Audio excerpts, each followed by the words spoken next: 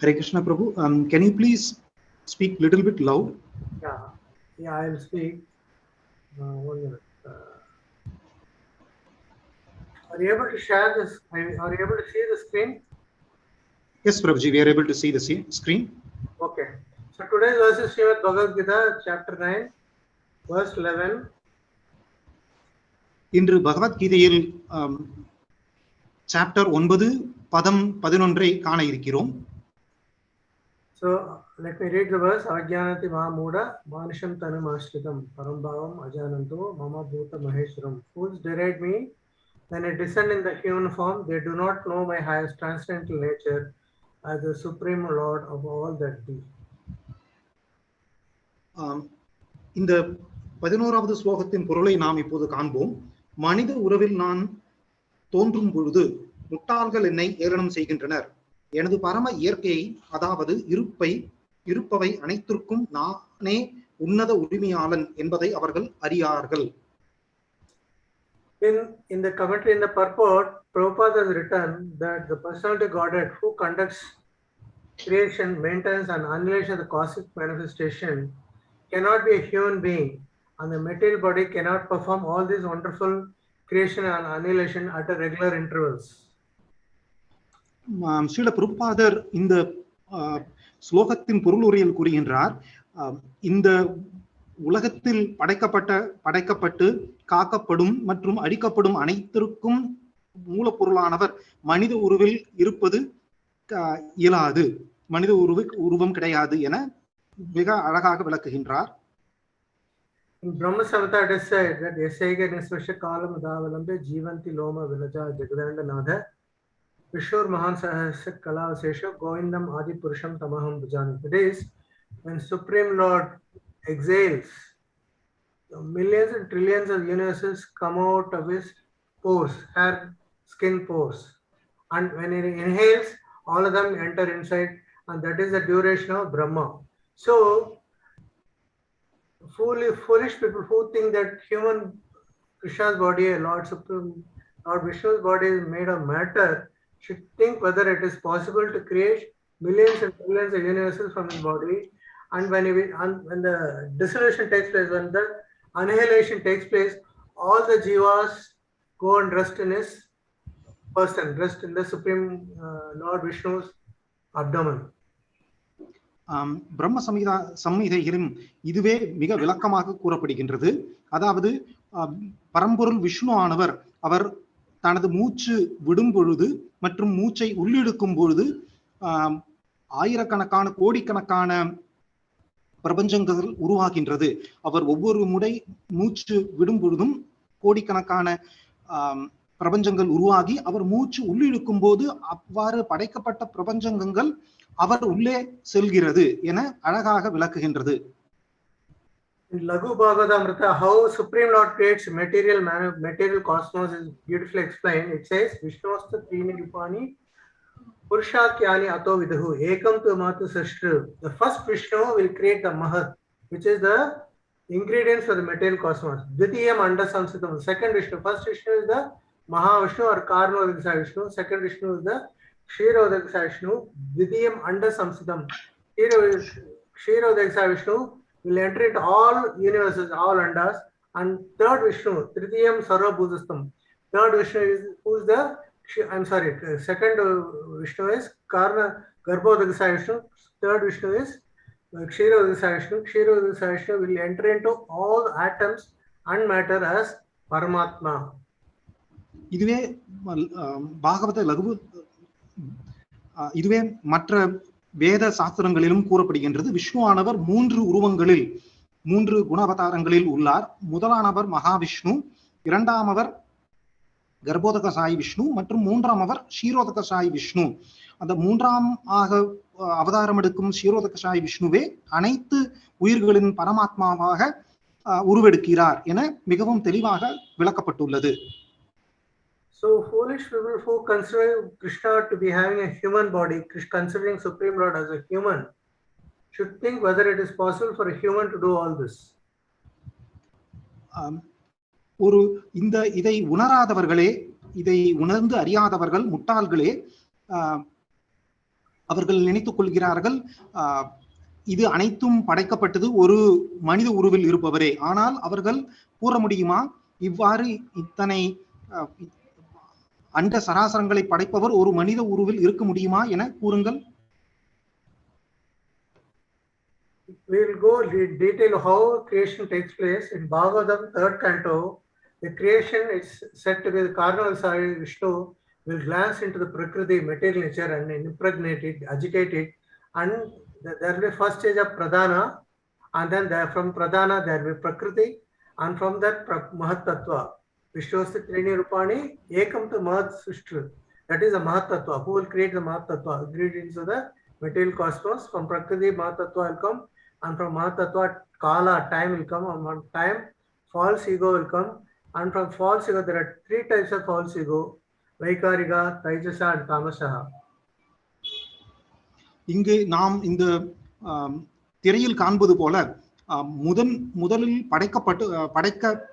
படைப்பிற்கு காரணமானவர் காரணோதக சாயி விஷ்ணுவாகிய மரா விஷ்ணுவே. அவரே பிரதான என்னும் உருவம் இல்லாத காரணிகளை உருவாக்குகிறார். அதிலிருந்து பிரகிருதி உருவாகி, பின்பு அதிலிருந்து மகத்தத்துவ உருவாகி, அதிலிருந்து கால அதாவது காலம் உருவாகி, பின்பு அதிலிருந்து அகங்காரம் உருவாகி, அதுவே முக்குணங்களாக சத்வகுணம், ரஜோகுணம், தமகுணம் என்று முக்குணங்களாக பிரிகின்றது. It is generally said that Lord Brahma creates and Vishnu maintains and Shiva destroys. But Lord Brahma does not create on his own. He is only a secondary creator. The Supreme Lord Vishnu is the primary creator because the primary creation Sarga is done by Supreme Lord Vishnu, whereas the secondary creation Visarga is only done by Lord Brahma. சாதாரணமாக அனைவரும் கூறுவார்கள் அனைத்தையும் படைப்பவர் பிரம்மா, காப்பவர் விஷ்ணு மற்றும் அழிப்பவர் சிவன் என்று. ஆனால் அது உண்மை அல்ல.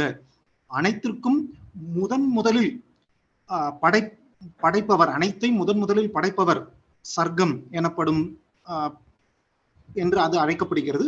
அதை படைப்பவர் சாட்சாத் பரம்பொருள் கிருஷ்ணரே. அவரின் ஆணைக்கிணங்கவே பிரம்மா ஆனவர் பகவானின் ஆணைக்கிணங்க அவர் இரண்டாவதாக படைக்கின்றார். பிரம்மா இரண்டாவதாக படைக்கின்றார். What Brahma creates is called Visarga, what Brahma Vishnu creates is called Sarga. Okay, so from Sattva Ankara Vaikarika, the mind and 10 demigods will be generated. So 10 demigods will have duration life. They will also die during Mahapralaya. So the 10 demigods are called in Tamil Adhisthana Devadaigal, and one of them is Brahmaji. And from Rajasankara, 5 knowledge occurring senses, eye, ear, nose, tongue, skin, and 5 working senses, mouth, hand, feet, anus and genitals will come. From Tamasankaram, 5 subtle elements, Tanmatra, and 5 gross elements will come. Based on this, Brahma will create the human bodies based on the karma that Jivas has earned during his previous birth. முதலில் படைப்பிற்கு காரணமானவர் சாட்சாத் பரம்பொருள் மகாவிஷ்ணு ஆகிய பகவான் கிருஷ்ணரே. இரண்டாவது அவர் பகவானின் ஆணைக்கிணங்க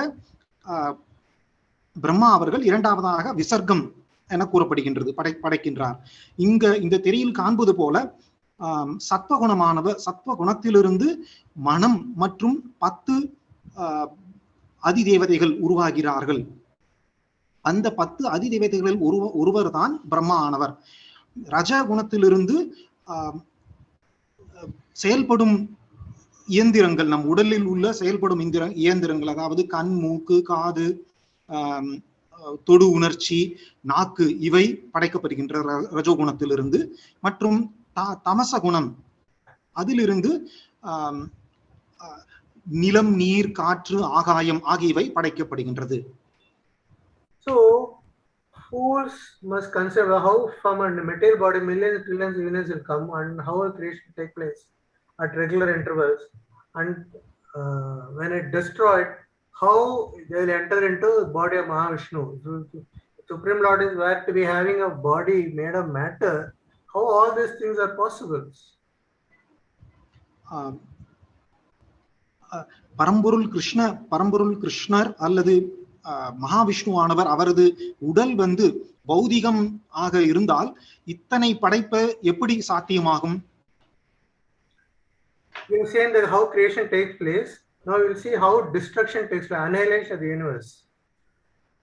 நாம் இப்பொழுது இந்த திரையில் காண்பது போல படைப்பு எவ்வாறு உருவாகின்றது என இந்த திரை விளக்குகின்றது. இப்பொழுது நாம் அழிப்பு எப்படி உருவாகின்றது?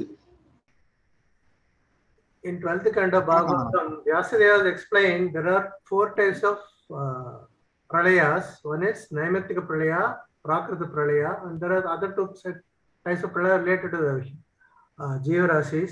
So we will say Naimatika Pralaya and Prakriti Pralaya. Naimatika Pralaya will happen when Brahma goes to sleep.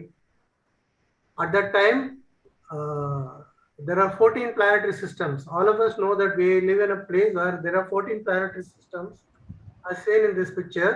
Atala, Vitala, Sutala are 7 gross planetary system, and above Earth there are 6 higher abodes. So out of 14, 11 planetary system up to Swarga Loga, everything will be destroyed when Brahma goes to sleep, and only Maharja Loga, Jana Loga, Tapa Loga will remain, and Brahma will sleep for 12 hours.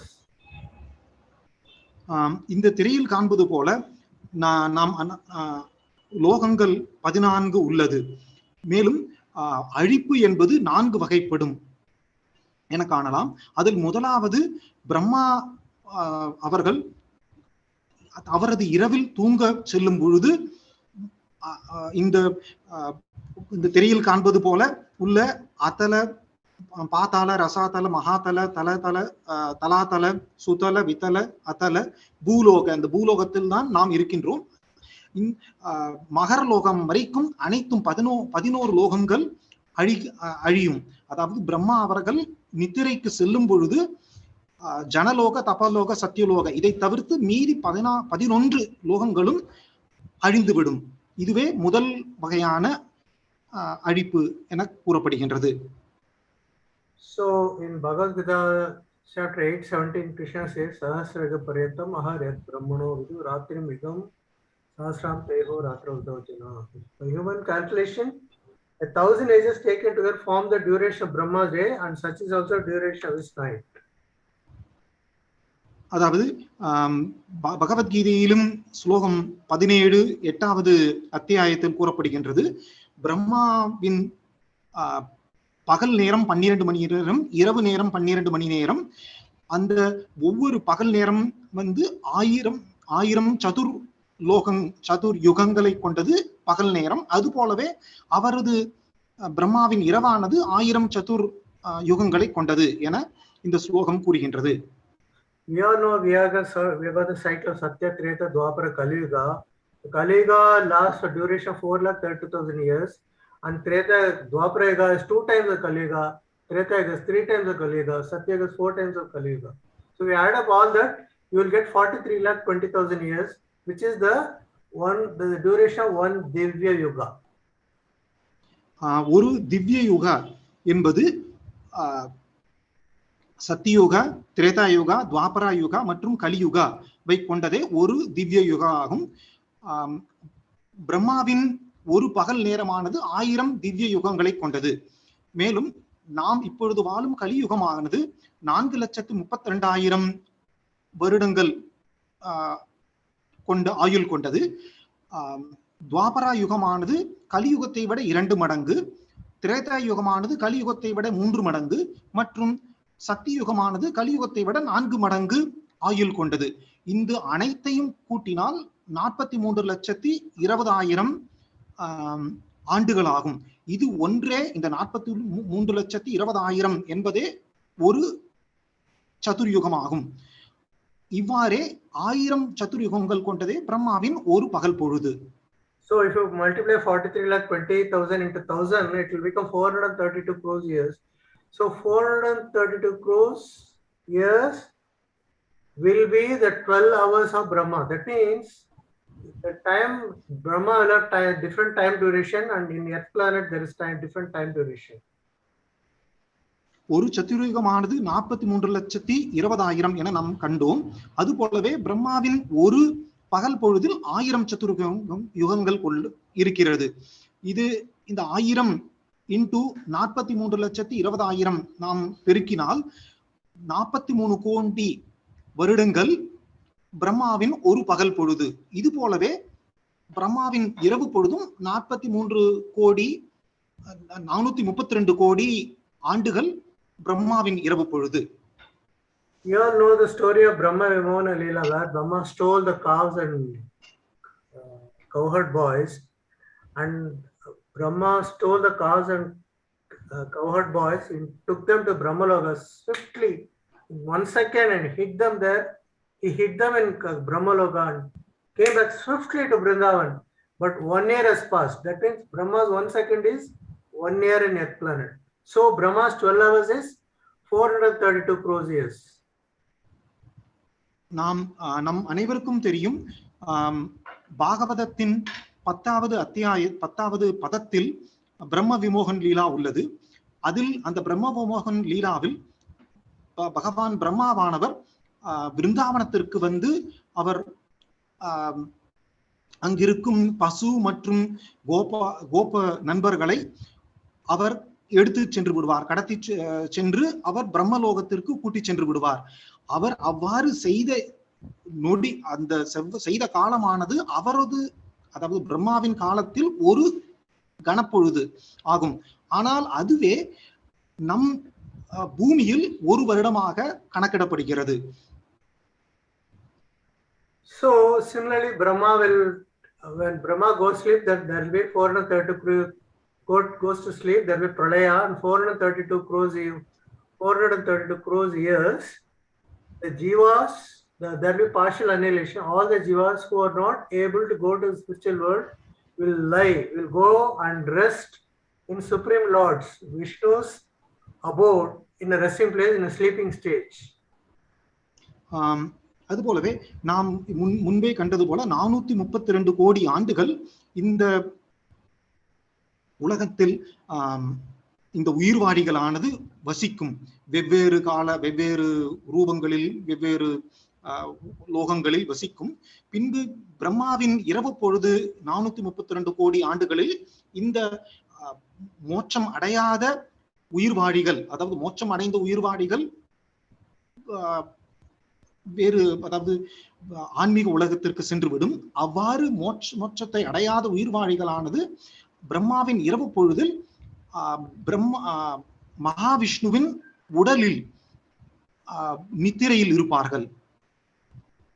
So again, daytime, nighttime, daytime, nighttime, it will occur periodically, and finally Brahma will finish 1 month, and he will complete 12 months to make it 1 year, and like that Brahma will be for 100 years.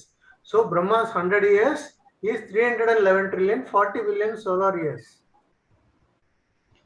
இவ்வாறே பிரம்மாவானவர் ஒரு நாளையில் பகல் பொழுதில் படைக்கப்பட்டு காக்கப்பட்டு பின்பு அவர் இறக்கும், அவர் நித்திரை கொள்ளும் பொழுது மகர்லோகம் வரை அனைத்தும் அழிக்கப்படுகின்றது. இவ்வாறே அவர் 1 மாதம் 30 நாட்கள் கொண்ட 1 மாதம் மற்றும் 12 ஆண்டுகள் கொண்ட 1 வருடம் என அவர் மொத்தமாக 100 வருடங்கள் பிரம்மா வாழ்கிறார். இதன் மொத்த கணக்கானது 311 ட்ரில்லியன் ஆண்டுகள் ஆகும். You can also do a calculation manually, which I have done myself also once.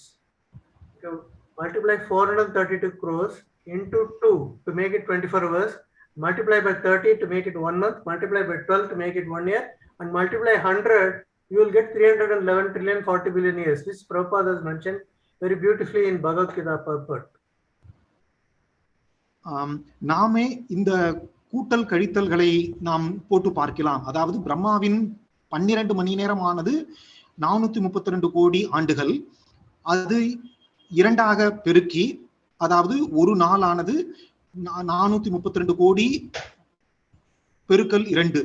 அதுபோல 30 நாட்கள் மற்றும் 12 மாதங்கள் மற்றும் 100 ஆண்டுகள் என கணக்கிட்டு மொத்தமாக 311 ட்ரில்லியன் ஆண்டுகள் என அழகாக ஸ்ரீல பிரபுபாதர் தனது பொருளுரையில் விளக்குகின்றார். So after Brahma dies, again Supreme Lord will create. When he will create, when he wants to create, because he will withdraw the time element. When Brahma himself dies, there won't be anything. Here there is time element in between Pradhana, Prakriti, Mahatattva and then time. So when Brahma dies, Supreme Lord, everything will be annihilated and there will be full of water and Supreme Lord will be sucking his toe and lying down in the banyan leaf. But Supreme Lord will withdraw the time element itself. So when Brahma goes to sleep, then again when Brahma wakes up, again creation takes place. But when Brahma himself dies, when the creation will take place, nobody knows, because Supreme Lord will withdraw the time element Kala itself, and Supreme Lord will recreate the material cosmos when he wants to do it. பிரம்மாவின் ஒவ்வொரு நித்திரையின் பொழுதும் 14 லோகங்களில் 11 லோகங்கள் அழிகின்றது என நாம் முன்பே கண்டோம். அவ்வாறே பிரம்மா 100 ஆண்டுகள் வாழ்ந்த பின்பு மொத்தமாக அனைத்தும் அழிந்துவிடும். அப்பொழுது பரம்பொருள் கிருஷ்ணா ஆனவர் ஆளிலை கிருஷ்ணனாக தண்ணீரில் மிதந்து தன் லீலைகளை செய்து கொண்டிருப்பார். ஆனால் அவர் அந்த மாதிரி அனைத்தும் அழிந்து பின்பு எப்பொழுது அனைத்தும் படைக்கப்படும் என்பது யாருக்கும் தெரியாது. So jivas who take birth, see the main my idea is not to give the statistics 432 crores years, 311 trillion years. No, the idea is that human form life is very precious. Having obtained human form life, we should make our life, we should devote ourselves to the service of Supreme Lord and should escape from cycle of birth and death. That is the main idea. நான் இந்த உரையில் கூறப்போதும் எனது உரையின் முக்கியமான கருத்து உங்கள் அனைவருக்கும் கணக்கு ஒவ்வொரு காண்பித்து, அதாவது பிரம்மாவின் பகல் பொழுது 432 கோடி ஆண்டுகள், அவரது மொத்த ஆயுள் 311 ட்ரில்லியன் ஆண்டுகள் என கூறுவது எனது முக்கிய நோக்கம் அல்ல. எனது நோக்கமானது என்னவென்றால், இத்தனை பெரிய காலங்கள் இருந்தாலும் நாம் அனைவரும் பரம்பொருளை சரணடைந்து அவருக்கு சேவை புரிய வேண்டும். மகாமந்திரத்தை உச்சரித்து சேவை புரிந்து நாம் அனைவரும் முக்தி அடைய வேண்டும். அவருக்கு அவருக்கு சேவை புரிய ஆன்மீக உலகத்தை அடைய வேண்டும் என கூறுவதே இதன் முக்கிய காரணமாகும். Adi Shankara says, Punarabi Jananam, Punarabi Maranam, Punarabi Janani Jatare Senam. Again taking birth, again dying, again getting trapped in a mother's womb. That is meaningless, totally meaningless. ஆதிசங்கரரும் கூறுகின்றார், புனரபி ஜனனம் புனரபி மரணம் என்று தனது ஸ்லோகத்தில் கூறுகின்றார். அதாவது என்னவென்றால், நாம் ஒவ்வொருவரும் பிறக்கிறோம், இறக்கிறோம் என இந்த சுழற்சியில் சென்று கொண்டே இருக்கிறோம். ஆனால் இதிலிருந்து நாம் விடுபட வேண்டும் என்பதே ஆதிசங்கரரும் கூறுகின்றார்.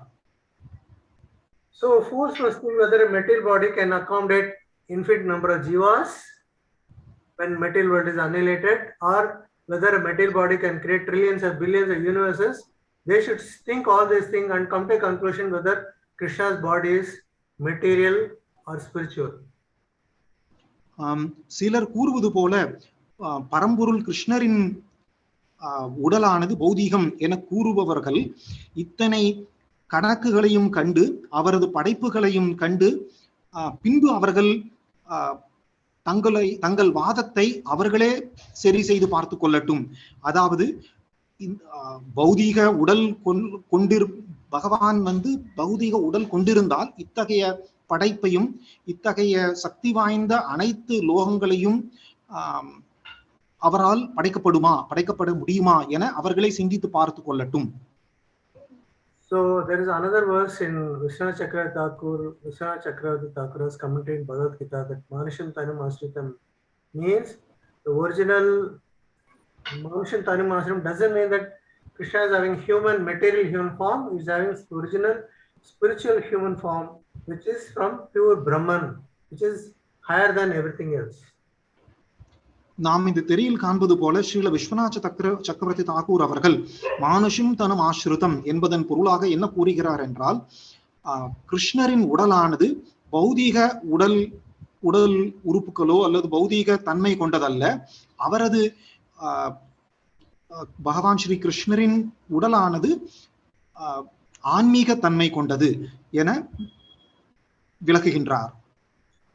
So though God is one, he has many forms and names. So in the form of Vrindavan Krishna, he is Purna Tamaha, most complete and more attractive than other forms. This is what Bhanu Swami Maharaj used to say very often. Purna Tamaha. Supreme Lord Krishna's form is very attractive, is most complete. மேலும் பகவானுக்கு வெவ்வேறு உருவங்கள், வெவ்வேறு நாமங்கள் இருந்தாலும் அவர் விருந்தாவன கிருஷ்ணராக அவர் அவதாரம் எடுத்த பொழுது அந்த உருவமானது பூரணத்தம, அதாவது முற்றிலும் பூரணத்துவம் கொண்ட உருவம் என அனைத்து வேத சாஸ்திரங்களும் கூறுகின்றது. அதாவது முற்றிலும் பூரண தன்மை கொண்ட உருவத்தில் வந்தவர் தான் பிருந்தாவன கிருஷ்ணர் என கூறப்படுகின்றது. There is another evidence in Vishnu Purana where it says yatra vitirnam krishnaakyam param brahma narakriti. Yadu Dainasi Supreme Brahman Krishna appeared in human form. This doesn't mean that he has got a human body made of matter. Our body is made of matter, Panchatattva, but Supreme Lord Krishna's body is all spiritual. His body is all spiritual. இதை மேலும் விளக்கவே விஷ்ணு புராணத்தின் 4.11 ஸ்லோகத்தில் கூறப்படுகின்றது. எது வம்சத்தில் வந்த பரம்பொருள் கிருஷ்ணரானவர் அவர் மனித உருவில் தோன்றினார் என கூறப்படுகின்றது. அவரது மனித உருவில் தோன்றினாரே தவிர அவரது உடல் மனித பௌதீக தன்மை கொண்டதல்ல, அது சாட்சாத் ஆன்மீக தன்மை கொண்டது என அழகாக விளக்குகின்றது. In Christianity also it is said that God is having a human form. அதுபோலவே கிறிஸ்டியன், அதாவது கிறிஸ்துவ மதத்திலும் அழகாக விளக்குகின்றது, பகவானானவர் மனித உருவில் தோன்றுகின்றார் என. Christianity also says that God created man from his image. So God is having spiritual human form. We are all having material human form. God is having spiritual human form. Not only God is having material spiritual form. Many Nitya Siddhas in Goloka, Vrindana or Vaikuntha also have spiritual human forms. But fools like Duryodhana consider Krishna as a human being with material body. The material body is made of Panchabhutas, but a body of Krishna is all spiritual. அதாவது நமது வேத சாஸ்திரங்களில் கூறப்பட்டுள்ளது போல பகவானின் உடலானது பௌதிக தன்மை கிடையாது, அது சாட்சாத் ஆன்மீக தன்மை கொண்டதாகும். நமது உடல் 5 பஞ்சபூதங்களை கொண்டது. மேலும் நமது மனித உருவமானது பகவானின் உருவத்தை ஒத்தே படைக்கப்பட்டிருக்கிறது என நமது வேத சாஸ்திரங்களும் கூறுகின்றது. அது போலவே கிறிஸ்துவ மதத்திலும் இவ்வாறே கூறப்படுகின்றது. When Supreme Lord appeared in the prison house of Kamsa, he appeared in 400 form. Then after the parents requested, he transformed into a small child. So fools must think whether anyone they can go to the hospital and see in the maternity ward anyone is appearing as a full grown person as a 4 hands and they transform themselves into 2 forms. So unless he is God, no one can do it. So people who consider Krishna as having material body must think all these things. மேலும் பகவான் இந்த பூலோகத்தில் அவர் அவதாரம் எடுத்த பொழுது கம்சனின் சிறை கூடத்தில் தேவகி வசுதேவருக்கு மகனாக அவதாரம் எடுத்த பொழுது அவர் முதலில் 4 கரங்கள் கொண்ட மகாவிஷ்ணுவாக அவதாரம் எடுத்தார். பின்பு அவர் அவர் பெற்றோர்களின் வேண்டுகோளுக்கு இணங்க 4 கைகள் கொண்ட அவதாரத்திலிருந்து சிறு குழந்தையாக உருமாறினார். நீங்களே எண்ணி பாருங்கள், வேறு எங்காவது பிறப்பெடுக்கும் இந்த பூலோகத்தில் பிறப்பெடுக்கும் கோடிக்கணக்கான குழந்தைகளில் எந்த ஒரு குழந்தையாவது 4 கரங்கள் கொண்டு முழு உருவத்தில் எங்காவது பிறக்கின்றதா? இல்லவே இல்லை. Not only fools, even Mayavadis consider Krishna's form as material, because when Mayavadis say they have different theories, Brahman, Satyam, Jagannatim, all that, Tattvamasi. But they also say, when they read Bhagavad Gita, they say it is what Bhagavad Gita was spoken by Brahman inside the body of Krishna. When Supreme Lord says Sarvadharman Parityaja, they interpret this saying that it doesn't mean that you must surrender to Krishna, you must surrender to Aruva Brahman inside the body of Krishna.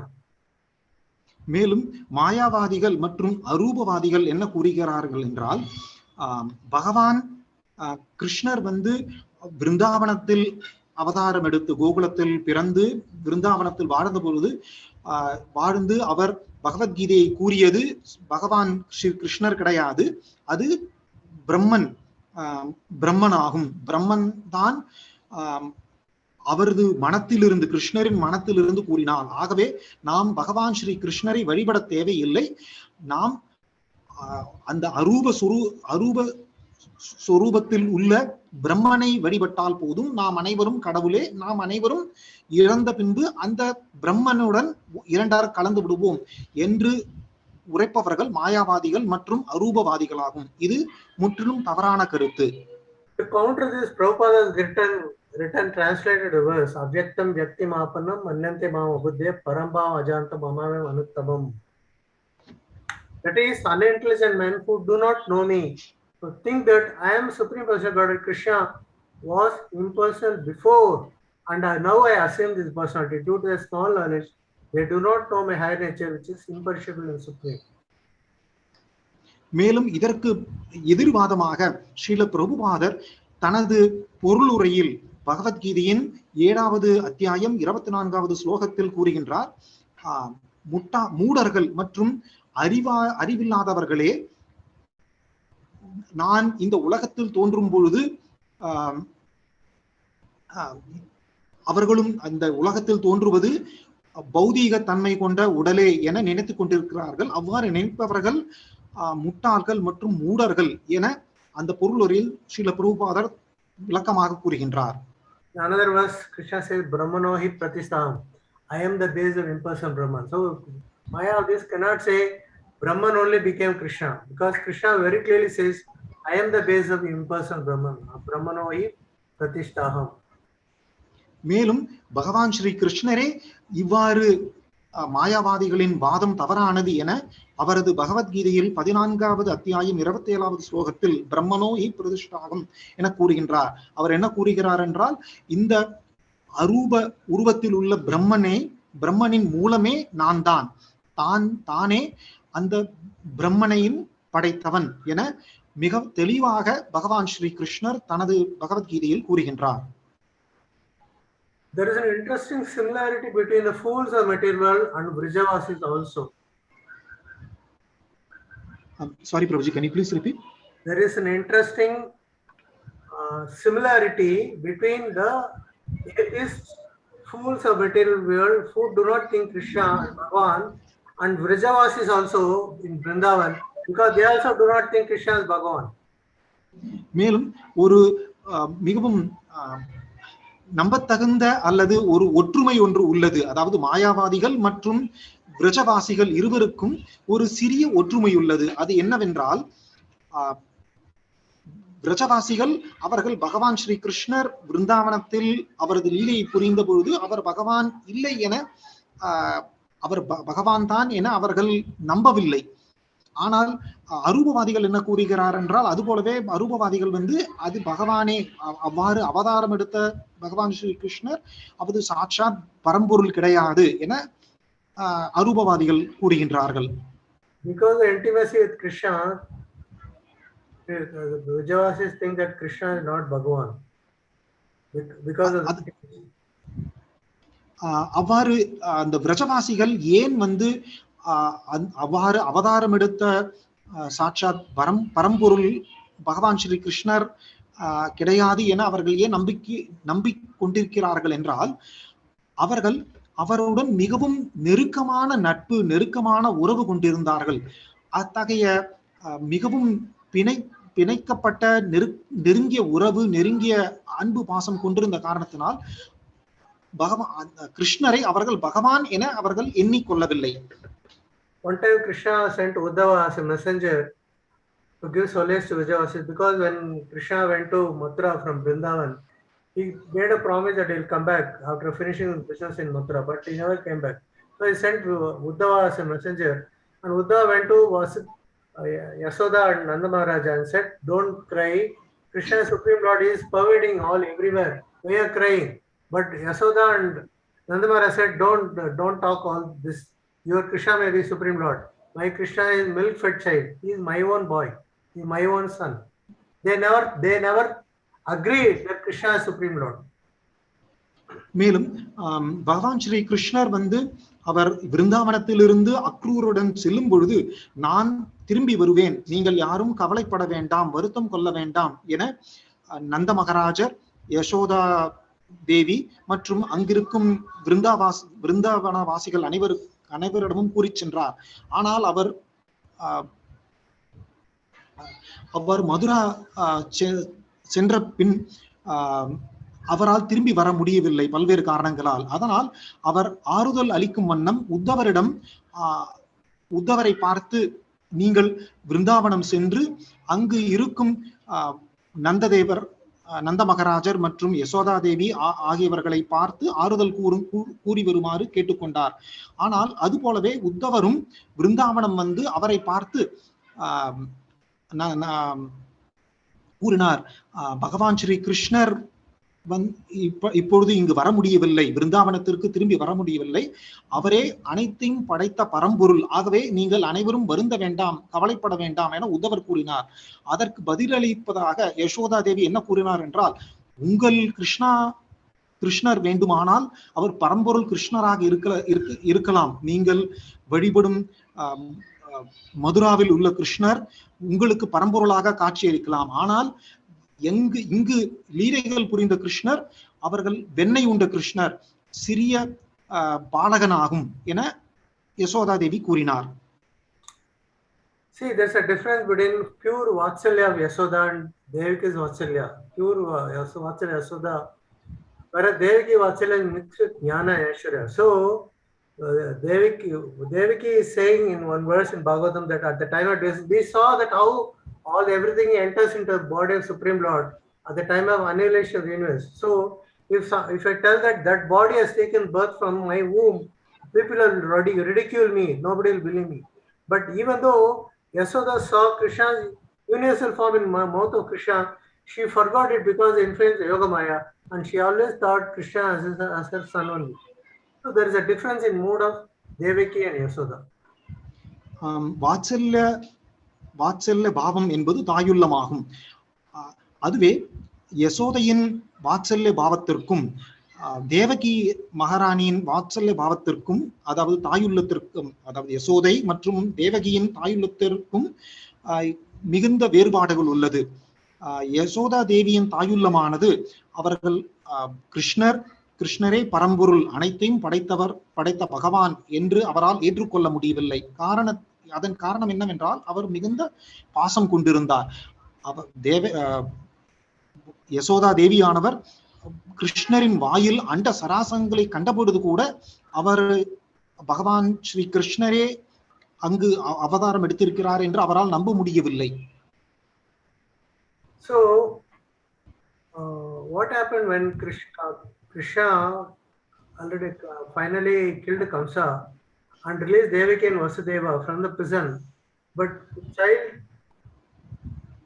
Krishna and Balram are their own son, they should embrace and kiss him, but the Vasudeva and Devaki stood with joined palms. You can refer this sloka in Bhagavatam 10:44-51. After Krishna and Balram killing Kamsa, released Devaki and Yasoda, Devaki and Vasudeva, they stood as joined palms instead of hugging him and kissing him. இதுவே ஸ்ரீமத் பாகவதத்திலும் 10வது கண்டம் 44வது அத்தியாயம் மற்றும் 51வது ஸ்லோகத்தில் என்ன கூறப்படுகிறது என்றால், கம்சனை அழித்த பின் பகவான் ஸ்ரீ கிருஷ்ணர் மதுராவில் கம்சனை அழித்த பின் அவரது பெற்றோர்களான தேவகி மற்றும் வசுதேவர் அவர்களை கிருஷ்ணரையும் பலராமரையும் கண்டு தாயுள்ளத்தோடு பாசத்தோடு வந்து கட்டி கொள்ளவில்லை. காரணம், அவர்களுக்கு தெரியும் அந்த பகவான் ஸ்ரீ கிருஷ்ணரே அங்கு அவதாரம் எடுத்திருக்கிறார் என்ற காரணத்தினால் அவர்கள் தாயுள்ளத்தோடு வந்து கட்டி அணைக்காமல் இரு கைகளையும் கூப்பி வணங்கி கொண்டிருந்தார்கள். There is a difference between Yogamaya and Mahamaya. Actually, the materialistic people, under the influence of Mahamaya, do not consider Krishna as Bhagavan. But Vrajavasis, because of the Vishramba Bhava towards Krishna, under the influence of Yogamaya, do not consider Krishna as Bhagavan. மகாமாயாக்கும் யோகமாயாக்கும் என்ன வித்தியாசம் என்றால், இந்த பௌதீக உலகத்தில் வாழும் நாம் அனைவரும் மகாமாயின் மகாமாயின் சக்தியின் காரணமாக பகவான் ஸ்ரீ கிருஷ்ணர், அதாவது கிருஷ்ணர் பகவான் கிடையாது என நாம் எண்ணிக்கொண்டிருக்கிறோம். அதுவே விரஜவாசிகள் யோக மாயையின் சக்தியின் காரணமாக அவர்கள் விருந்தாவன வாசிகள் யோகமாயின் சக்தியின் காரணமாக அவர் பகவான் இல்லை என நம்பிக்கொண்டிருந்தார்கள். இதுவே இந்த மகாமாயா மற்றும் யோகமாயாக்கும் உள்ள வித்தியாசமாகும். So there is a two types of bhava, Vishramba and Gaurava. Vishramba means intimate sweet aspect without knowing Krishna as Bhagavan, which Vrajavasis had.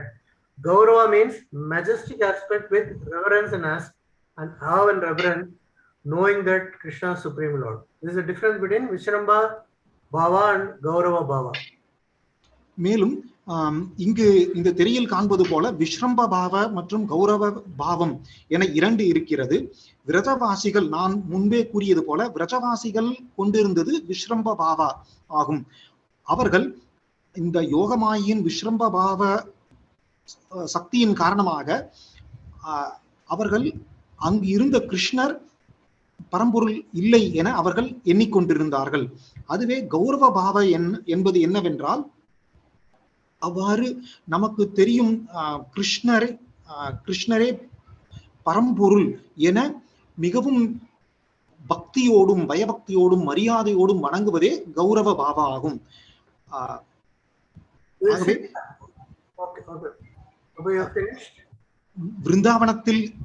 விருந்தாவன வாசிகள் கொண்டிருந்தது விஸ்ரம்ப பாவா. அதே மதுரா வாசிகள் மற்றும் வசுதேவர் தேவகி இவர்கள் கொண்டிருந்தது கௌரவ பாவ என்பதாகும். Thank you, bro. Now we see the examples of different Sakya Bhava, Vatsalya Bhava, Madhurya Bhava, Dasya Bhava. How Vishramba and Gaurava are different. For instance, Gaurava Dasya Rasa is Hanuman. Hanumanji knows Supreme Lord as Rama. Whereas Vishramba Dasya Rasa is the friends of Krishna in spiritual world or in the material world, either Patrak, who will massage his legs when Krishna sleeps. So his friends had Vishramba Dasya Rasa, whereas Hanumanji had Gaurava Dasya Rasa. So in Vishramba Dasya Rasa, Lord is superior to the devotees. மேலும் இது திரியில் கூறப்பட்டுள்ளது போல இதுவே இந்த பல்வேறு ரசங்கள் நமக்கு தெரியும். அதாவது தாசிய ரசம், மாதுரிய ரசம், வாத்சல்ய ரசம். இந்த ஒவ்வொரு ரசத்திலும் கௌரவ மற்றும் விஸ்ரம்ப என இரண்டு பிரிவுகள் உள்ளது. இந்த திரையில் காண்பது போல ஹனுமார் அவரது பரம்பொருள் ராமரிடம் கொண்டிருந்தது தாசிய ரசம்தான். இருந்தாலும் அவர் பகவான் ஸ்ரீ கிருஷ்ணர் மீது கௌரவ தாசிய ரசம் கொண்டிருந்தார். அதாவது என்னவென்றால் அவரே பரம்பொருள், ராமரே பரம்பொருள் என மிகவும் பயபக்தியோடு அவருக்கு சேவை புரிந்தார். அதுவே விருந்தாவனத்தில் இருந்த கிருஷ்ணருக்கு தோழமையாக இருந்த சக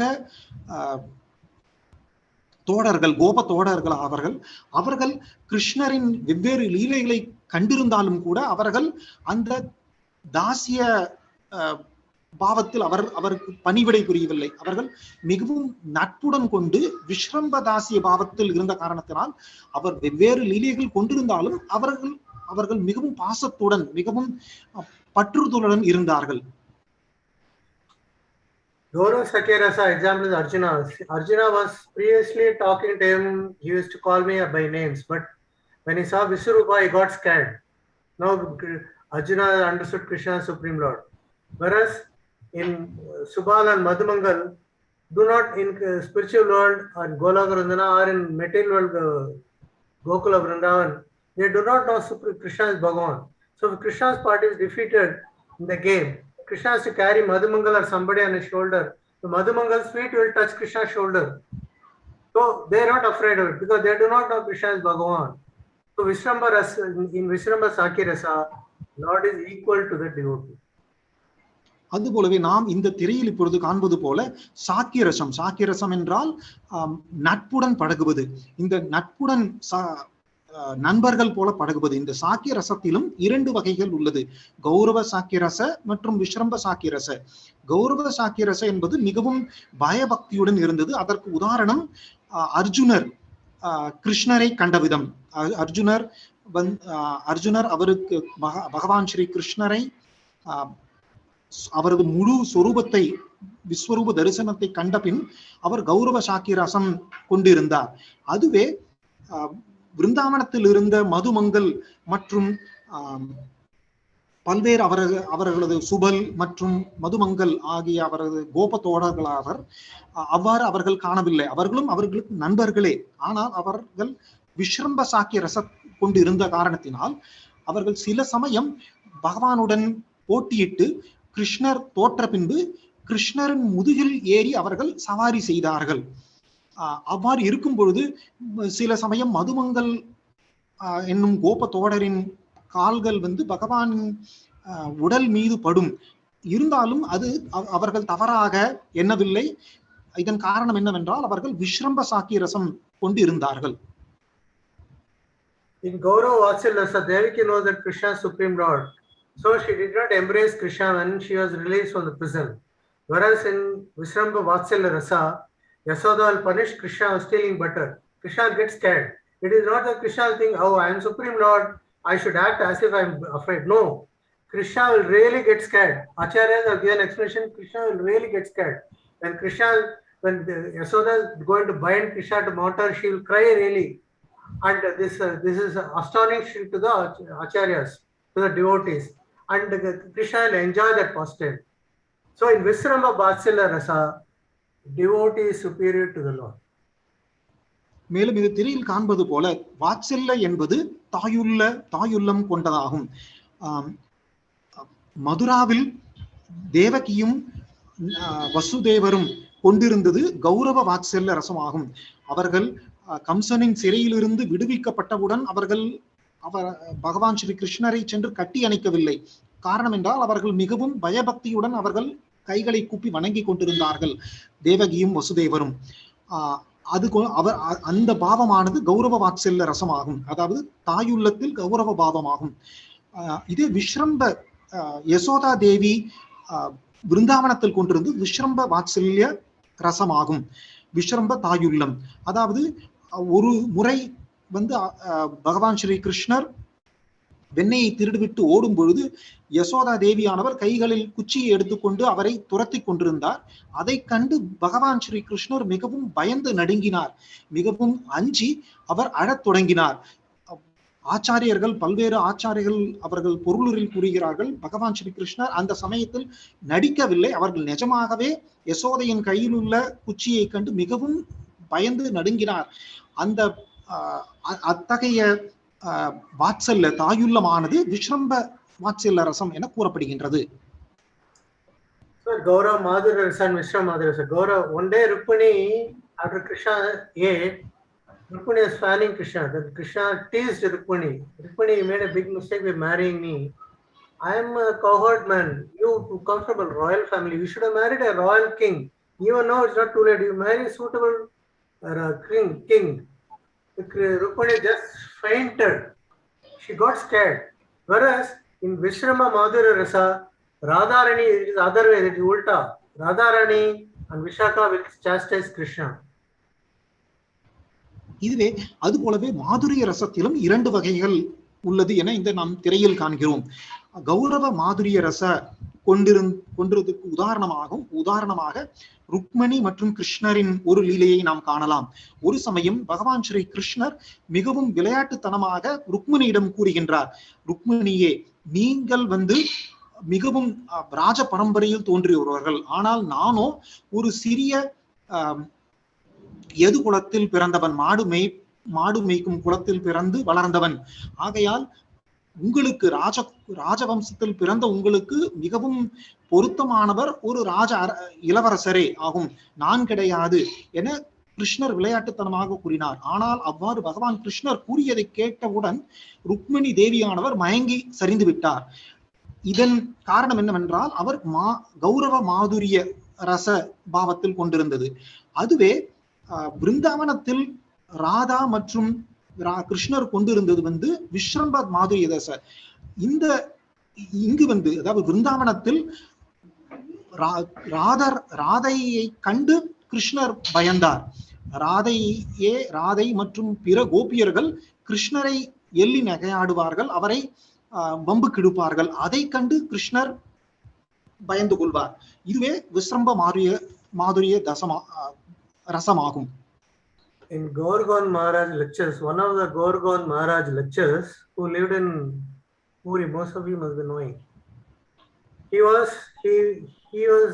an expert in Radha Krishna pastimes. One day he said in one of his lectures, but one day Krishna did not come to Radharani's kunj. Kunj means garden.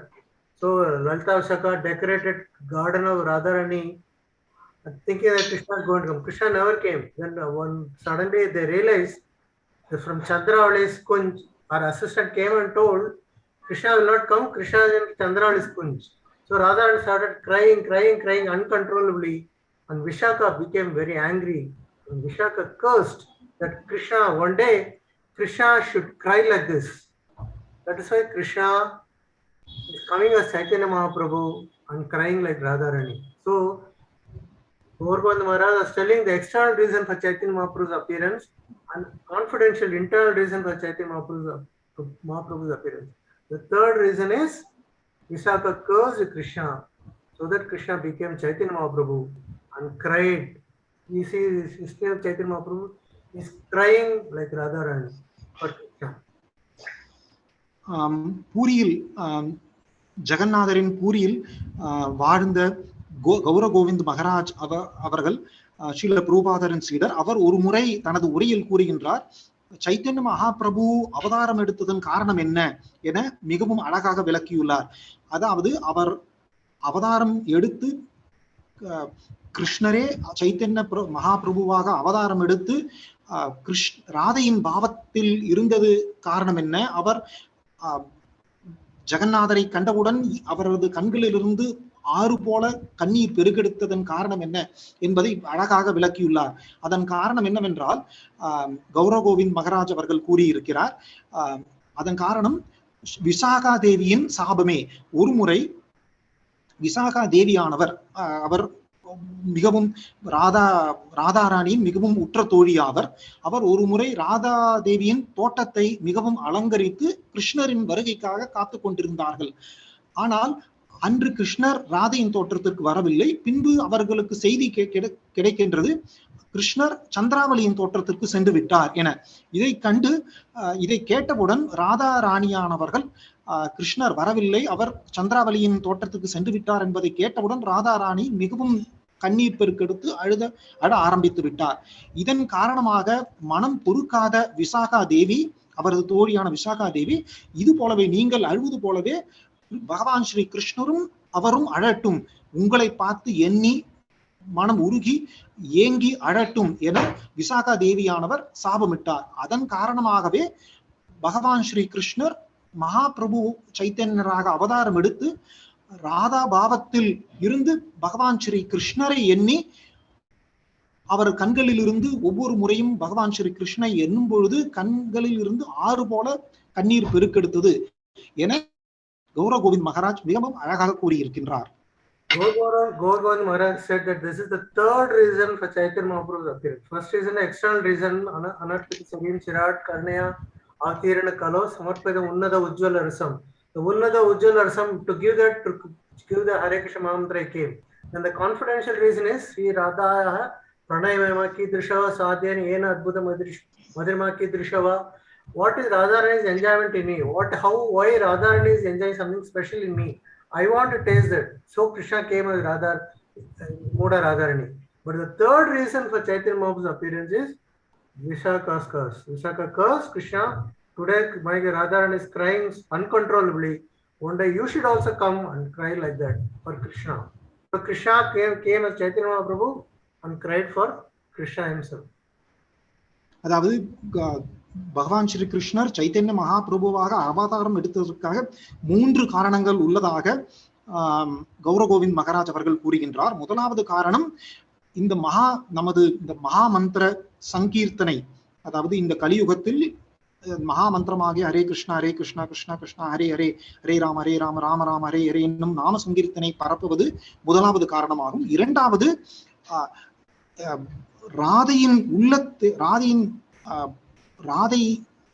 Radha தேவியானவர் பகவான் ஸ்ரீ கிருஷ்ணர் மீது எத்தகைய பாசம் கொண்டிருந்தார் என்பதை உணர வேண்டும் என்பது இரண்டாவது காரணம். அதன் காரணமாகவே பகவான் ஸ்ரீ கிருஷ்ணர் ராதையின் பாவத்தில் சைத்தன்ய மகாபிரபுவாக அவதாரம் எடுத்தார். அதனால் அவர் அதுவே இரண்டாவது காரணம். மூன்றாவது காரணமாக என்ன கூறப்பட்டிருக்கிறது என்றால், நாம் முன்பே கண்டது போல விசாகா தேவியின் சாபமே மூன்றாவது காரணமாகும். இந்த 3 காரணங்கள் தான் பகவான் ஸ்ரீ கிருஷ்ணர் சைத்தன்ய மகாபிரபுவாக கலியுகத்தில் அவதாரம் எடுத்தார் என கூறுகின்றார். So in Gaura Madhura Rasa, Krishna is teasing Rukmini, whereas in Vishrama Madhura Rasa it is ulta. Radharani, Vishaka, they will chastise Krishna. இதுவே நாம் இந்த திரையில் காண்பது போல கௌரவ மாதுரிய ரசம், அந்த கௌரவ மாதுரிய ரசத்தில் பகவான் ஸ்ரீ கிருஷ்ணர் ருக்மிணி தேவியை சீண்டி விளையாடுகின்றார். அவர்களை ருக்மிணி தேவியை கண்டு கிண்டல் அடித்து விளையாடுகின்றார். அதுவே விஸ்ரம்ப மாறிய ரசத்தில் ராதாராணி மற்றும் விசாகா தேவி இவர்கள் அனைவரும் பகவான் ஸ்ரீ கிருஷ்ணரை சீண்டுகிறார்கள், அவர்களை பார்த்து கிண்டல் செய்து கேலி செய்கிறார்கள். இத்தகைய சக்தி வாய்ந்ததே விஸ்ரம்ப மாதுரிய ரசமாகும். பகவான் ஸ்ரீ பரம்பொருள் பகவான் கிருஷ்ணரையே கட்டுப்படுத்தும் வல்லமை கொண்டது விஸ்ரம்ப மாதுரிய ரச. So the highest form of Madhurya Bhava is represented by Srimati Radharani. So to explain the topmost quality of Madhurya Bhava, Sri Krishna the Kaviraj Goswami says, he gives the example of sky, air, fire, water and air. In sky, air is there. In fire, air is there. Water, sky and air is there. But in earth element, all sky, air, fire, everything is there. Similarly, Radharani's Madhurya Bhava is the highest. It is the 4-in-1. Sometimes Radharani will serve Krishna Dasi as in Dasya Bhava. Sometimes she'll treat Krishna as her friend and advise him as Sakya Bhava. Sometimes she'll treat Krishna like a child, as Vatsalya Bhava. She will also give love to Krishna as in Madhurya Bhava. இந்த மாதுரிய ரசத்தில் மிகவும் உன்னத நிலையில் இருந்தவர் ஸ்ரீமதி ராதாராணி ஆகும். இதையே கிருஷ்ணராஜ கவிராஜ் கோஸ்வாமியின் சைத்தன்ய திருத்தாமரத்தில் கூறுகின்றார். ராதாராணியானவர் அவர் 4 பாவங்களிலும் கிருஷ்ணரை பாவத்துடன் நடத்தினார் என. அதாவது அவரே சில சமயம் நண்பர் பாவத்திலிருந்து சாக்கிய பாவத்தில் வழி நடத்தினார், சில சமயம் வாத்சல்ய பாவத்தில் சிறு குழந்தையாக அவர் அந்த பாவத்தில் ராதாராணி அவர் கிருஷ்ணரை வழி நடத்தினார், சில சமயம் மாதுரிய ரச பாவத்திலும் அவர் இருந்தார். ஆகவே 4 வகையான ரச பாவத்தையும் கொண்டிருந்தவர் ஸ்ரீமதி ராதாராணி ஆகும் என நாம் இந்த திரையில் காணலாம். For the purpose of enjoyment, Krishna expands as Radharani from his Hladni Shakti. Krishna has got 3 energies from which Sandhini Hladni Shakti. If Krishna is alone, he cannot enjoy. So Krishna expands himself as Radharani. So Krishna's relationship with Radharani and Gopis, and Radharani in turn expands as Gopis. So Krishna's relationship with Gopis and Radharani is a relationship with Supreme Lord with his internal potency. There is no immorality like foolish people think. Foolish people think that Krishna is having a material body and Krishna is behaving like is flirting with Gopis and Radharani. So they are all wrong. So Radharani and Krishna, Gopis are expansion of Krishna's Padnisha. நாம் இந்த பௌதீக கோட்பாட்டின்படி நாம் சில பேர் நினைத்துக் கொண்டிருக்கிறார்கள் பகவான் ஸ்ரீ கிருஷ்ணர் அவரது உடல் பௌதீக தன்மை கொண்டது. அவர் இந்த விருந்தாவனத்தில் அவதாரம் எடுத்த பொழுது அவர் மற்ற பெண்களான கோபிகளுடன் கொஞ்சி விளையாடினார் என அவர்கள் தவறாக நினைத்துக் கொண்டிருந்தார்கள். அவ்வாறு கிடையாது. பகவான் இந்த பல்வேறு ரசங்களையும் உணர்வதற்காகவே அவர் ராதாராணியாக அவரது லாதினி சக்தி பகவானின் லாதினி சக்தி ஆனது ராதாராணி உருவமாக அவதாரம் எடுத்தது. அதாவது இந்த பல்வேறுபட்ட ரசங்களை அனுபவிப்பதற்காகவே பகவானின் லாதினி சக்தி ராதாராணியாக அவதாரம் எடுத்தது என இந்த திரையில் நாம் விரிவாக காணலாம். It is the conclusion of Bhagavatam that in the complete combination of loving service to Vishrama Madhurya Bhava, Krishna comes directly under the control of Radharani. Srimad பாகவதத்தில் என்ன கூறப்பட்டிருக்கிறது என்றால் விஸ்ரம்ப மாதுரிய பாவாதான் நம்ம முன்பே காண்பது போல மிகவும் உயர்ந்த பாவமாகும். அந்த விஸ்ரம்ப மாதுரிய பாவ கொண்டிருந்த ஸ்ரீமத் ராதாராணியை பகவான் ஸ்ரீ கிருஷ்ணரை கட்டுப்படுத்தினார். அவரது சொல்கிணங்க பகவான் ஸ்ரீ கிருஷ்ணர் நடந்தார் என பாகவதத்தில் கூறப்பட்டுள்ளது. There's a poet called Jayadeva. He wrote Gita Govindam, 24 Ashtapadis, 24 slokas, 24 Ashtapadis. Each Ashtapadi will have 8 couplets. So when he wrote, whatever he thought he wrote, so Krishna is dictating from his heart. When he was writing the Ashtapadi 19, he was talking about Radharani is having man, that is become angry, she became angry. So Krishna was trying to pacify her. Radharani did not budge. She remained angry. So at one point in time, Krishna took her feet and she said, I will keep my beloved offer a fresh virgin feet as an ornament upon my head. This is what occurred to Jayadeva when he wrote, when he was going to write the Ashtapadi. Jayadeva கோஸ்வாமியானவர்கள் ஒரு முறை அவர் அஷ்டபதி 24 ஸ்லோகங்கள் கொண்ட அஷ்டபதியை அவர் எழுதலாம் என ஒரு முறை அவர் அமர்ந்தார். அப்பொழுது அவர் அந்த அஷ்டபதியை 18 முடிந்து 19வது எழுதும் பொழுது 19வது அஷ்டபதியை அந்த ஸ்லோகத்தை எழுதி கொண்டிருக்கும் பொழுது அவர் எண்ணத்தில் தோன்றியது, அதாவது பகவான் ஒரு முறை இந்த திரையில் காண்பது போல ராதாராணியானவர்கள் உயர்ந்த பீடத்தில் அமர்ந்திருக்கின்றார். பகவான் ஸ்ரீ கிருஷ்ணர் ராதாராணியின் பாதங்களில் தொட்டு ராதாராணியின் பாதத்தை தொட்டு வணங்கினார். அந்த ராதாராணியின் பாதங்களை எடுத்து தனது நெற்றியிலும் தனது தலையிலும் அன்புடன் வருடினார் என மிகவும் அன்புடனும் மிகவும் பணிவுடனும் வணங்கினார் என கூறப்பட்டுள்ளது. எழுதினார். They thought like that. That thought occurred to me as if Krishna is willing to keep Radharani's feet on his head because Radharani has conquered him because of Vishrama Madhurya Rasa. So Krishna cannot stay without Radharani's. So he was trying to appease her, so trying to pacify her anger. So, but Vedeva was hesitating to write this. So what he thought, let me go and take bath and then think about it. So he went to the river and took bath. When he took bath, Sri Krishna came as Jayadeva with wet body, with a drenched body, with wet hair. And his wife Padmavati rinsed him. But he said, I have got important assignment. He went to the next room and he himself wrote this, Naragarala Gadanam, Mama Sirasi Mandanam, Dehi Pada Pallavam Udaram. This verse he himself wrote, which Jayadeva was hesitating to write. Krishna himself wrote that, and he took prasadam in a garland that Jayadeva Krishna had.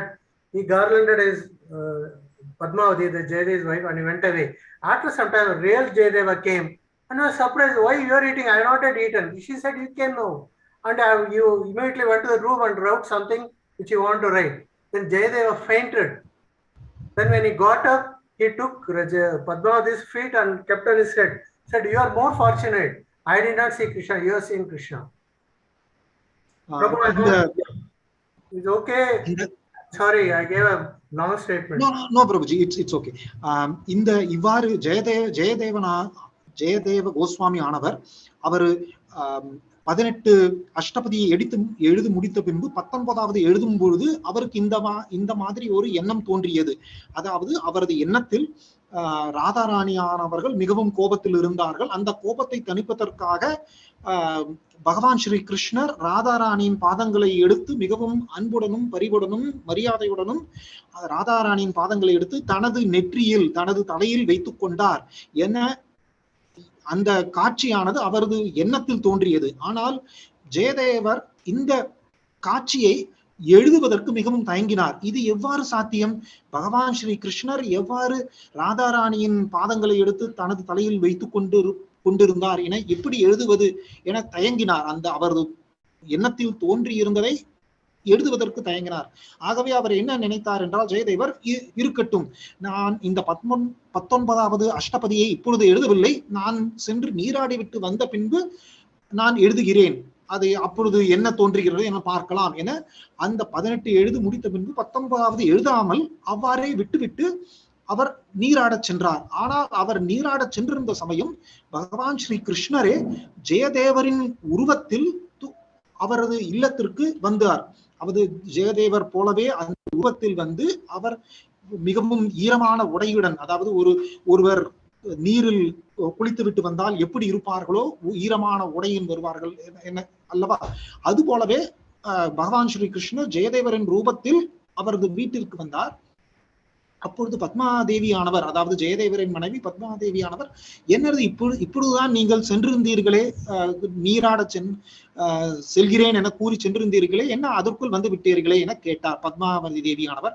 அதற்கு பகவான் ஸ்ரீ கிருஷ்ணர் அதாவது ஜெயதேவ ரூபத்தில் வந்திருந்த பகவான் ஸ்ரீ கிருஷ்ணர் கூறினார், இல்லை எனக்கு ஒரு மிக முக்கியமான ஒரு வேலை உள்ளது, அதை முடித்துவிட்டு பின்பு நான் செல்கிறேன் என சொல்லிவிட்டு உடனே தனது அறைக்கு சென்றார். தனது அந்த குடிலில் இருந்த தனது அந்த எழுதும் அறைக்கு சென்றார்.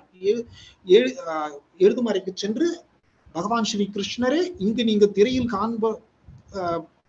பார்ப்பது போல ஸ்மர கரள கதனம் மம சிரசி மந்தனம் என்னும் அந்த வாக்கியத்தை பகவான் ஸ்ரீ கிருஷ்ணரே ஜெயதேவரின் ரூபத்தில் தோன்றி அந்த ஓலைச்சுவடியில் எழுதினார். எழுதிவிட்டு அவரே பத்மாதேவி சமைத்த உணவையும் உண்டுவிட்டு பத்மாதேவிக்கு தான் அணிந்திருந்த மாலையை, மலர் மாலையை சூட்டிவிட்டு அவர் சென்று விட்டார். அதாவது பகவான் ஸ்ரீ கிருஷ்ணர் ஜெயதேவர் ரூபத்தில் வந்திருந்த பகவான் ஸ்ரீ கிருஷ்ணர் இவ்வாறு எழுதிவிட்டு 19வது அஷ்டபதியை எழுதிவிட்டு உணவருந்து விட்டு மாலையை வந்து பத்மாதேவியின் கழுத்தில் அணிவித்து விட்டு அவர் சென்று விட்டார். சிறிது நேரத்தில் உண்மையான ஜெயதேவரே நீராடி விட்டு வந்திருந்தார். அப்பொழுது வரும்பொழுது பத்மாதேவியானவர் உண்டு கொண்டிருந்தார்கள். அப்பொழுது ஜெயதேவர் கேட்டார், என்ன இது, என்னை விட்டு நீ சாப்பிடுகிறாய் என. அதற்கு பத்மாதேவி கூறுகிறார், இல்லையே, நீங்கள் தான் இப்பொழுது சாப்பிட்டீர்கள், அதால் நீங்கள் அருந்தி பின்புதான் நான் இப்பொழுது சாப்பிடுகிறேன், உங்களை விட்டு நான் சாப்பிடவில்லை என கூறுகின்றார். பின்பு அவர் உடனே இதை பார்த்து மிகவும் அச்சப்பட்டு அல்லது மிகவும் ஆச்சரியத்துடன் அவர் உடனே தனது அறைக்கு சென்று அங்கு பார்க்கிறார். அப்பொழுது தான் எழுதாமல் விட்டு இருந்த அந்த 19வது அஷ்டபதியை, அவர் எண்ணத்தில் தோன்றியிருந்த அஷ்டபதியை அங்கு எழுதப்பட்டிருந்தது. அப்பொழுதுதான் அவருக்கு தோன்றி இருந்தது, இந்த நான் இல்லாத சமயம் எனது உருவில் வந்திருந்தது பகவான் ஸ்ரீ கிருஷ்ணரே என அவருக்கு தோன்றி அவர் மிகவும் மகிழ்ச்சி அடைந்தார். இதன் காரணமாக உடனே தனது மனைவியான பத்மாதேவியை கண்டு மிகவும் வணங்கி அவர் கூறினார், நான் காண முடியாத பகவான் ஸ்ரீ கிருஷ்ணரை நீ கண்டுவிட்டாய், நீயே மிகவும் பாக்கியசாலி என அவரை வணங்கினார், தனது மனைவியை வணங்கினார். This verse, 19th verse, was written almost, this is the last verse. Smaragarala Kandanam Mama Sirasmati is the last verse. He wrote almost 80% of that 19th verse. This last verse he hesitated to write, which Krishna has written.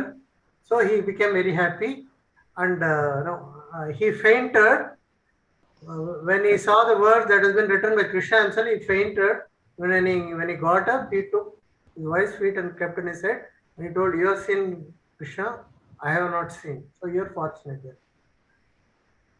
மேலும் இந்த அஷ்டபதியில் இந்த 19வது அஷ்டபதியில் அவர் இந்த ஒரு ஸ்லோகத்தை தவிர்த்து ஜெயதேவ கோஸ்மியானவர் அனைத்தையுமே எழுதியிருந்தார். அவர் எண்ணத்தில் இதே அந்த எண்ணம் தோன்றி இருந்தது. ஆனாலும் அதை அவர் எழுதுவதற்கு தயங்கிவிட்டு அவர் நீராடச் சென்றிருந்தார். ஆனால் பகவான் ஸ்ரீ கிருஷ்ணரே அவரது எண்ணத்தை எழுத்து வடிவில் அங்கு எழுதிவிட்டு சென்றிருந்ததை கண்டு ஜெயதேவர் மயங்கி விட்டார் முதலில்.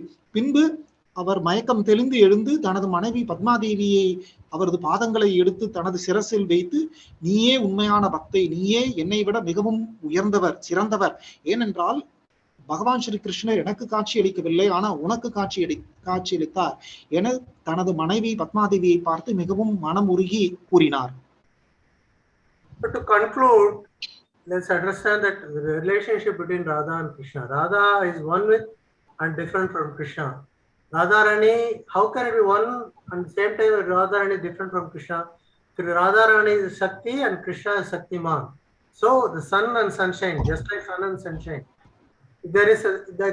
Can there be sunshine without sun? No. If there is sun, there has to be sunshine. The sunshine and sun are same. But if I remove the window, sunshine is coming inside my house. The sun doesn't come inside my house. So sunshine is different from sun.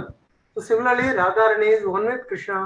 At the same time, Radharani is different from Krishna also. மேலும் ராதாராணி அவர்கள் பகவான் ஸ்ரீ கிருஷ்ணருடன் ஒன்றுதான், ஆனால் இருப்பினும் அவர் வேறு ஆனவர். பகவான் ஸ்ரீ கிருஷ்ணனும் ராதாராணியும் ஒன்று, மேலும் அவர்கள் ஒன்றல்ல என இங்கு கூறப்படுகின்றது. இதற்கு உதாரணமாக நாம் என்ன காணலாம் என்றால், சூரியன் மற்றும் சூரிய ஒளி. சூரியன் தான் அனைத்திற்கும் சக்தி அளிக்கும் சக்திமான். சூரிய ஒளி அந்த சக்தியிலிருந்து ஒரு சிறு துகள். இது போலவே பகவான் ஸ்ரீ கிருஷ்ணர் அனைத்திற்கும் சக்திமான், அனைத்திற்கும் சக்திமான். அந்த சக்தி தான், அவரிலிருந்து தோன்றிய அந்த சக்தி தான் ராதாராணி. இதற்கு உதாரணமாகத்தான் நாம் இந்த சூரியன் மற்றும் சூரிய ஒளியை உதாரணமாக காணலாம். We can find a similarity in Visishtadvaitam, Ramanuja's Visishtadvaitam. Ramanuja said the jivas are one with Supreme Lord Narayana, because just like an object is known by its qualities, attributes. If you say take a flower, the flower is known by its color and fragrance. Similarly, Supreme Lord's attributes are jivas. This is called technically Sarira Sariri Bhava. The object has one and quality is different. This is called oneness with qualification, which is other words called Visishta Advaita. But later on, Madhvacharya rejected the theory because he said, Ramanuja said that the Supreme Lord were to be called Narayana, he must have jivas to overlord. If he has to be called Lord, he should have jivas to overlord. So only if there are jivas, the Supreme Lord is complete. But Madhvacharya rejected a theory that Supreme Lord is unconditional Supreme Lord, even there are no jivas. But Chaitanya Mahaprabhu came subsequently 500 days ago and he spoke of Vayamida between those theories. And he said, Krishna is jivas are same with Krishna and jivas are different from Krishna. Similarly, Radharani is same as Krishna, Radharani is different from Krishna also. Chaitanya Mahaprabhu said, Jivera Surupahaya Krishna Nitidas Krishna Tadasha Sakti Beda Prakasha. The manifestations simultaneously one with and different from Supreme Lord. The oneness was told by Ramanuja and Visishtadvaita. The difference is told by Madhvacharya in Dvaita. But Chaitanya Mahaprabhu introduced Shloka Vayamida to create two new theory called Achintya Beda Tattva. That Jiva is one with Krishna, at the same time Jiva is different from Krishna. Similarly, Radharani is one with Krishna, Radharani is also different from Krishna. இந்த தத்துவத்தை நாம் விளக்கமாக காண வேண்டும் என்றால், ராமானுஜரின் கோட்பாடானது என்னவென்றால், பகவானும் உயிர்வாழிகளும் ஒன்றே. துவைத்த, அதாவது விசிஷ்டாத்வைதம், அதாவது இந்த குணாதிசயங்கள் படி பகவானும் உயிர்வாழிகளும் ஒன்றே என ராமானுஜர் கூறினார்.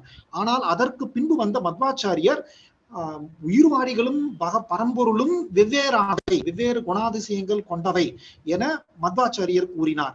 ஆனால் அதற்கு பின்பு வந்த சைத்தன்ய மகாபிரபு இந்த ராமானுஜர் கூறியது மற்றும் மத்வாச்சாரியர் கூறியது இரண்டையும் தவிர்த்து விட்டு இரண்டு கோட்பாடுகளையும் ஒன்றாக கூறினார். அதாவது ராமானுஜர் என்ன கூறினார் என்றால், இரண்டுமே பரம்பொருளும் உயிர்வாழிகளும் ஒரே குணாதிசயம் கொண்டது என கூறினார். மத்வாச்சாரியர் பரம்பொருளும் உயிர்வாழிகளும் வெவ்வேறு குணாதிசயங்கள் படி அல்ல, அது அவற்றின் தன்மையில் அவர் வெவ்வேறானவை என கூறினார்.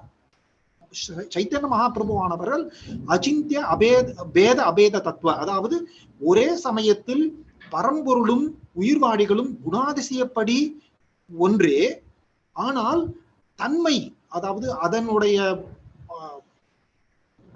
அளவில் அது வெவ்வேறானவை.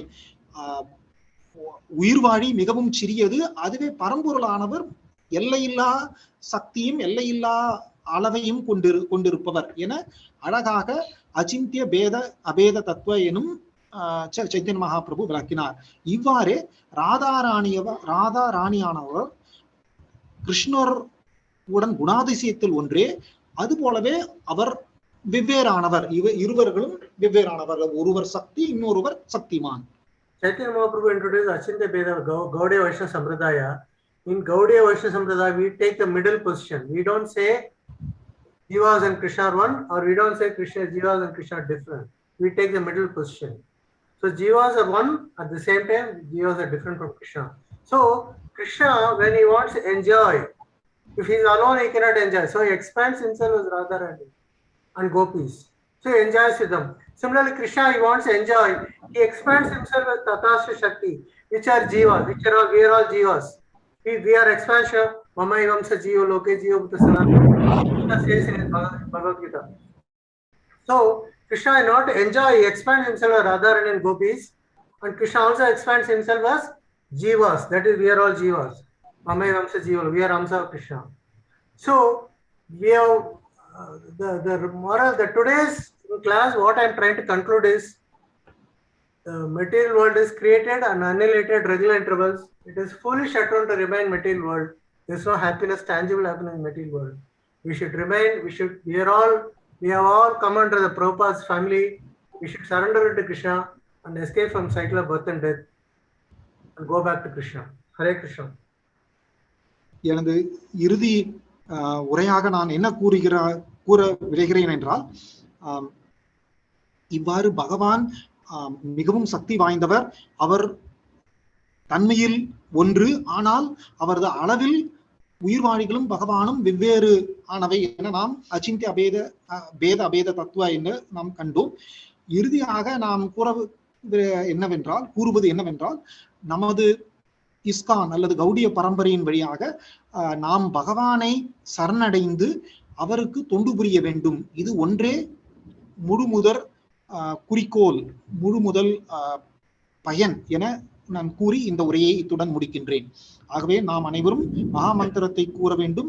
அவரது குரு மற்றும் பகவான் ஸ்ரீ கிருஷ்ணருக்கு சரணடைந்து அவர்களுக்கு சேவை என்றென்றும் செய்ய வேண்டும், நித்தியமாக செய்ய வேண்டும். இதுவே நமது குறிக்கோளாக நாம் வாட வேண்டும். இதன் மூலமே நாம் இந்த பிறப்பு இறப்பு என்னும் தலையிலிருந்து விடுபட்டு என்றென்றும் நித்திய கோலோக விருந்தாவனத்தை அடைய முடியும். நன்றி. Thank you once again, the ISKCON management, for giving me the opportunity to speak. I thank all who organized this program, Rangakrishna Prabhu, Guru Kripa Mai Prabhu, Srinivas Nitai Prabhu, and whoever is responsible, whoever has worked behind the scene, and the Prabhu who has translated. What is your name, Prabhu? Kumaresan. Kumaresan for translation. And I thank all, one and all, for attending this program. And Hare Krishna. Thank you very much, Prabhu, for a wonderful session. As we know that today's topic is fools consider Krishna as human. So Prabhu ரொம்ப அருமையா நிறைய விஷயங்கள் நம்மளுக்கு தெளிவா கூறியிருக்கிறார். மூடாஸ் அப்படின்ற அந்த வார்த்தைக்கு ஏன் வந்து கிருஷ்ணர் they do not know Krishna's transcendental knowledge அப்படின்றத வந்து yes, explained through what are the confidential activities of the Supreme Lord. Prabhu, do you want to translate? இன்று மிக அழகாக உரை கூறினார். அதாவது 19வது அத்தியாயத்தின் 11வது ஸ்லோகத்தில் பகவான் ஸ்ரீ கிருஷ்ணர் பௌதீக உடல் கொண்டிருப்பவர்கள் என்ற எண்ணம் கொண்டிருந்தவர்கள் மூடர்கள், முட்டாள்கள் என ஸ்ரீல பிரபுபாதர் மிக அழகாக எடுத்துரைக்கின்றார். அதற்கு உதாரணமாக பல்வேறு ரசங்களை பிரபுஜி அவர்கள் அழகாக விளக்கினார். அதாவது மாதுரி ரசம், சாக்கி ரசம் என்பதை எல்லாம் விளக்கி நாம் எவ்வாறு ஒன்று இறைவனுடன் ஒன்று இறைவனிடம் வேறுபட்டிருக்கிறோம் என சைத்தன்ய சரிதாமிருதா, பாகவதம், பகவத்கீதை என பல்வேறு ஸ்லோகங்களை உதாரணமாக கொண்டு நமக்கு அழகாக விளக்கினார். மிகவும் நன்றி. Hare Krishna. Thank you. Mataji, Thank you. Your name, Mataji? Shri Vrindavaneshwari. Vrindavaneshwari. Oh, okay. Yes. Thank you, Mataji. Thank you, Prabhu, for this wonderful session. I don't see you, but the participants. Okay. மேலும் இந்த இதை ஒருங்கிணைத்த ISKCON சென்னைக்கு மிகவும் நன்றி. மற்றும் இங்கு குழுமியிருக்கும் அனைத்து பக்தர்களுக்கும் எனது நன்றியை உரித்தாக்குகிறேன் என பிரபுஜி கூறுகின்றார். Hare Krishna. Okay, thank you for this excellent class, Prabhu. Very nice. Let's chant for Prabhu and his well-being and for his family. Hare Krishna, Hare Krishna, Hare Krishna, Krishna Krishna, Hare Hare, Hare Rama, Rama Rama, Hare Hare. Thank you, Prabhu. I log off, Mataji. Yeah, Vancha Kalparupasya Kripasindhibhyo Patitanam Pavanebhyo Vaishvanebhyo Namo Namaha. Hare Krishna. Hare Krishna.